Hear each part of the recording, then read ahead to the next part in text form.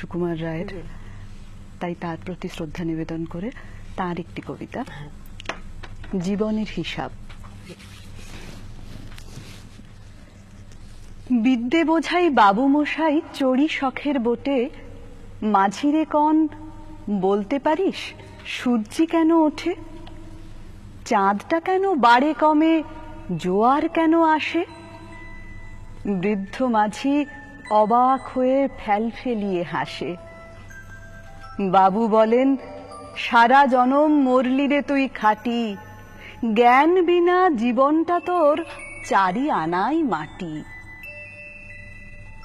খানিক বাদে কহেন বাবু, বলতো দেখি ভেবে, নদীর ধারা কেমনে আসে পাহাড় হতে নেবে? বলতো কেন লবণ পোড়া সাগর ভরা পানি? মাঝি সে কয়, আরে মশাই অত কি আর জানি?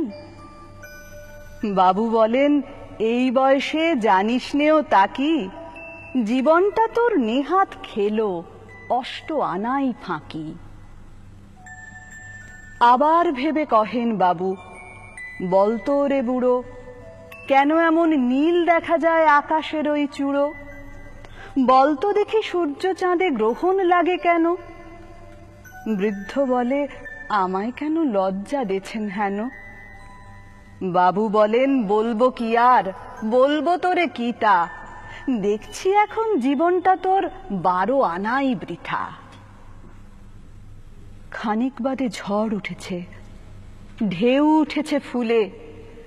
বাবু দেখেন নৌকোখানি ডুবলো বুঝি দুলে। মাঝিরে কন, এ কি আপদ ওরেও ভাই মাঝি, ডুবলো নাকি নৌকো এবার, মরবো নাকি আজি? মাঝি শুধায়, সাঁতার জানো? মাথা নাড়েন বাবু। মূর্খ মাঝি বলে, মশাই এখন কেন কাবু, বাঁচলে শেষে আমার কথা হিসেব করো পিছে, তোমার দেখি জীবনখানা 16 আনাই মিছে। সুকুমার রায়ের এমন একটা